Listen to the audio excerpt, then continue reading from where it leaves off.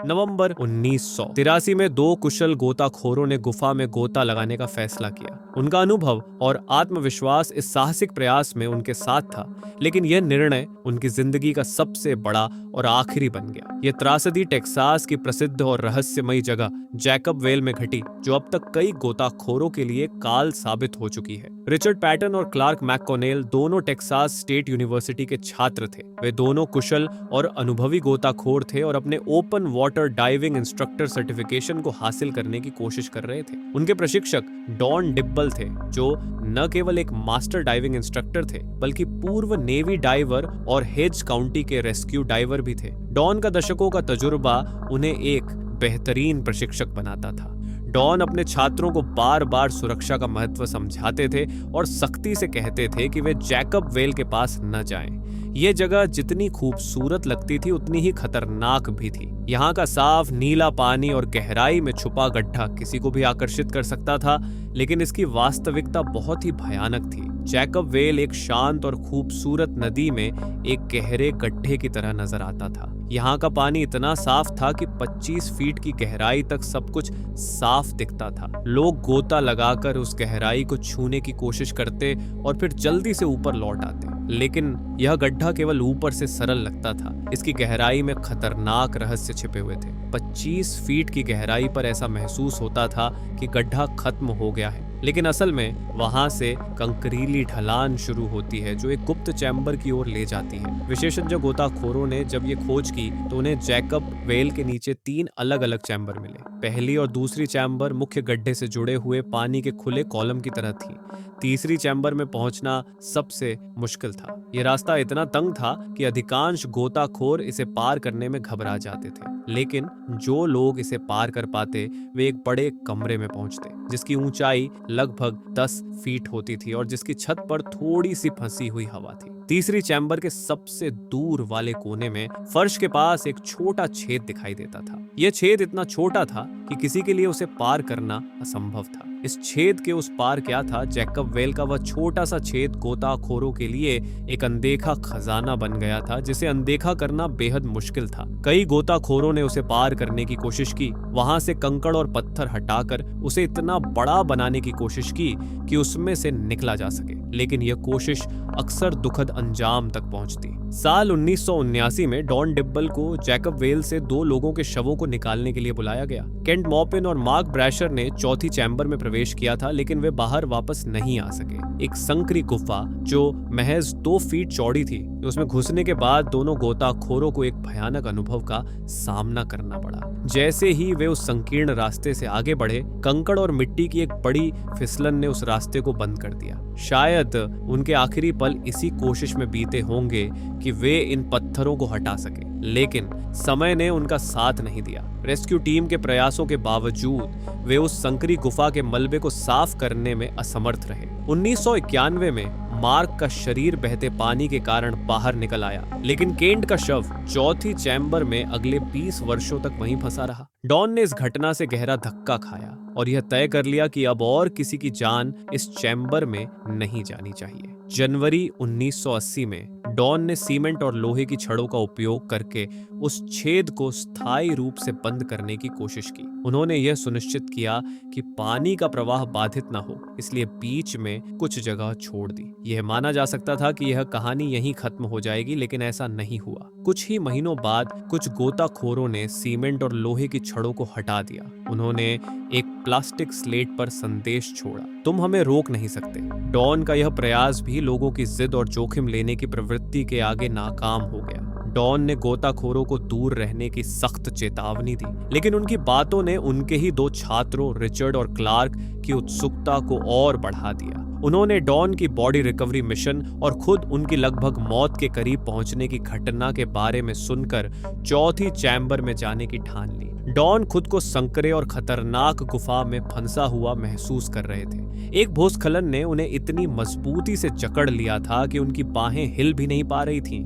वे अपनी सुरक्षा रस्सी को खींचकर मदद नहीं मांग सकते थे और न ही अपने ऑक्सीजन टैंक पर आवाज कर सकते थे। कुछ मिनटों के भीतर उन्हें लगने लगा कि अब उनका समय आ गया है। उनकी सांसें खत्म होने वाली थीं और वे खुद को बचाने के लिए असहाय थे। डॉन ने बताया कि इस पल में उन्हें मौत के करीब होने का एहसास एक अजीब सी शांति लेकर आया। उनका ऑक्सीजन टैंक लगभग खाली था और उन्होंने कुछ पानी भी निगल लिया था। लेकिन तभी जैसे उनके भीतर से एक जिंदा रहने की जिद जागी। उन्होंने जोर जोर से हाथ पैर मारे और कंकड़ों को हटाने की कोशिश की। यह संघर्ष कुछ काम कर गया और वे थोड़ा पीछे हटने में कामयाब हो गए। जैसे ही वे बाहर निकले, उन्होंने अपने साथी गोताखोर को देखा जो उनके लिए ऑक्सीजन रेगुलेटर लेकर खड़ा था। डॉन ने घबराहट में ऑक्सीजन ली और राहत महसूस की। हालांकि यह राहत कुछ ही समय के लिए थी। जैसे जैसे वे पानी की सतह की ओर बढ़ने लगे, उनके पेट में हवा का दबाव बढ़ने लगा। वह दबाव इतना तेज हो गया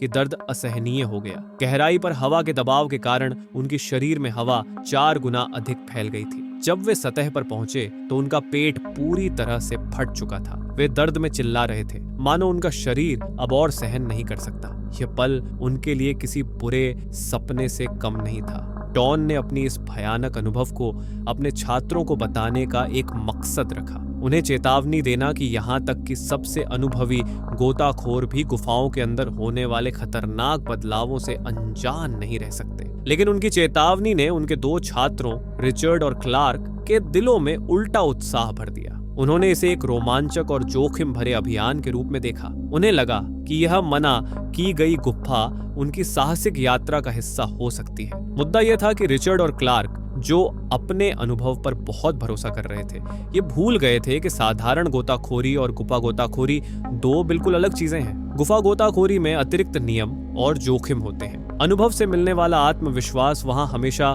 मददगार नहीं होता। रिचर्ड और क्लार्क गुफा में गोताखोरी का उत्साह लिए जैकब्स वेल में दाखिल हुए। उन्हें यह पता नहीं था कि गुफा में सुरक्षित रास्ता चिन्हित करने के लिए एक सेफ्टी लाइन लाना कितना जरूरी था। न ही वे इस बात से वाकिफ थे कि गुफा की दीवारों और फर्श को खराब किए बिना सिल्ट को शांत रखने के लिए फ्रॉग किकिंग का अनुभव होना चाहिए। सबसे महत्वपूर्ण अंतर यह था कि गुफा में सिर्फ ऊपर की ओर बढ़ना आपको सुरक्षा की ओर नहीं ले जाएगा। खुले पानी में गोताखोर अपने बुलबुलों का पीछा करते हुए सतह तक पहुंच सकते हैं, लेकिन गुफा गोताखोरों के लिए यह संभव नहीं होता। बुधवार रात थी, धन्यवाद दिवस से एक दिन पहले। रिचर्ड और क्लार्क रात के 8:30 पर जैकब्स वेल में दाखिल हुए। मुख्य वेल और पहली 2 चैम्बरों को पार करना उनके लिए आसान था, लेकिन जैसे ही वे तीसरे चैम्बर में पहुंचे, यह स्पष्ट हो गया कि अब असली खतरे की शुरुआत हो चुकी थी। तीसरे चैम्बर में प्रवेश करते ही तंग रास्ते ने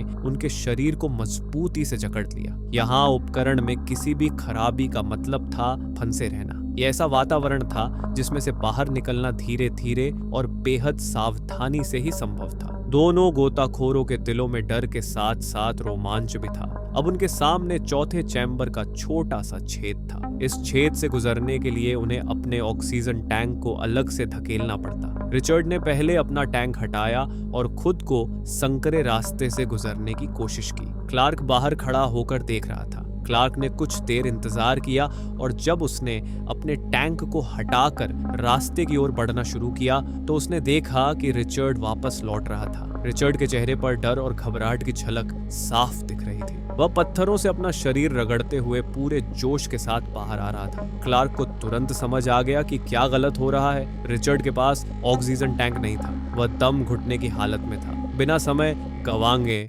क्लार्क ने अपना रेगुलेटर निकाला और रिचर्ड के मुंह में डाल दिया। रिचर्ड ने गहरी सांस ली। अब उन्होंने बारी बारी से रेगुलेटर का इस्तेमाल करते हुए शांत और संयमित तरीके से बाहर निकलने की कोशिश शुरू की। चैम्बर 2 और 3 के बीच के तंग रास्ते से बाहर आना सबसे चुनौतीपूर्ण था। हर सांस के लिए संघर्ष करते हुए दोनों ने बारी बारी से रेगुलेटर को एक दूसरे को पास किया। रिचर्ड और क्लार्क के लिए यह चुनौती अभूतपूर्व थी। उन्हें तंग रास्तों से गुजरते हुए दिशा ढूंढनी थी और सारा काम सावधानी पूर्वक करना था ताकि सिल्ट न उड़े। ये एक बेहद कठिन काम था, लेकिन वे इसे कर रहे थे। पहले चैम्बर में पहुंचने पर उन्हें थोड़ी राहत मिली। उन्हें लगा कि वे सतह के करीब हैं, लेकिन बाहर घना अंधेरा था और सूरज की किरणें उन्हें रास्ता दिखाने के लिए मौजूद नहीं थी। गुफा के नक्शे और विवरण अक्सर भ्रमित करने वाले होते हैं। ये रास्ते सीधी और समतल सुरंगों जैसे नहीं होते, बल्कि उबड़ खाबड़ और टेढ़े मेढ़े होते हैं। इन्हें पार करना मुश्किल होता है और दिशा भटकना बेहद आसान। साझा किए जा रहे एयर टैंक की वजह से उनकी गति धीमी थी, लेकिन वे दीवार के सहारे चैम्बर के निकास की ओर बढ़ रहे थे। जैसे ही उन्होंने आगे बढ़ने की कोशिश की, एक अजीब आवाज ने उन्हें रोक दिया। उनके सामने टैंक ने एक खोखली क्लैंक की आवाज की। यह संकेत था कि टैंक लगभग खाली हो चुका था और वे किसी छत से टकरा गए थे। वे बाईं और दाईं ओर बढ़े, छत को महसूस करते हुए, लेकिन दीवारें उनके चारों ओर संकरी हो गईं। ये एहसास कि वे फंस गए हैं और उनकी आखिरी सांस अब पूरी हो चुकी है, एक अकल्पनीय घबराहट पैदा कर गया। क्लार्क ने अभी लंबी सांस ली थी और उसे पता था कि टैंक अब खाली था। रिचर्ड पहले से ही अपनी सांस रोककर छत पर रास्ता तलाशने की कोशिश कर रहा था। क्लार्क को तुरंत समझ में आ गया कि वे पहले चैम्बर में एक झूठे चिमनी, फॉल्स चिमनी में फंस गए थे। फॉल्स चिमनी गुफा का ऐसा हिस्सा होता है जो सतह की ओर जाता हुआ लगता है, लेकिन वास्तव में वह सिर्फ एक बंद सुरंग होता है। अपनी हिम्मत जुटाकर क्लार्क ने दीवार से धक्का दिया और 20 फीट पीछे हटते हुए पहले चैम्बर में फिर से दाखिल हो गया। अब उसे लगभग 25 फीट ऊपर चढ़ना था और फिर मुख्य कुएं में और 25 फीट चढ़ाई करनी थी। क्लार्क ने सतह पर पहुंचते ही गहरी सांस ली, जैसे मौत के पंजे से बचकर लौटा हो। हालांकि उसकी खुशी जल्द ही डर में बदल गई। रिचर्ड अभी भी पानी के भीतर था और वक्त खत्म हो चुका था। क्लार्क को यह एहसास हुआ कि रिचर्ड अब जिंदा नहीं है। उसने कुछ देर इंतजार किया कि शायद वह सतह पर आ जाए, लेकिन ऐसा नहीं हुआ। उसने पुलिस को बुलाया और मदद मांगी। डॉन को गोताखोरों की मदद के लिए बुलाया गया और वे 1 घंटे में जैकब्स वेल पहुंच गए। वहां आकर उन्हें यह जानकर धक्का लगा कि घटना में उनके 2 छात्र शामिल थे। वे अनुभवी गोताखोर थे, लेकिन गुफा में गोताखोरी एक अलग ही चुनौती है। निचले चैम्बर सिल्ट से भरे हुए थे, इसलिए अगले दिन रिचर्ड के शरीर को निकालने की योजना बनाई गई। क्लार्क ने सटीक जगह बताई जहां रिचर्ड को देखा जा सकता था। डॉन ने अगली सुबह दुखी होकर रिचर्ड के शरीर को बरामद किया।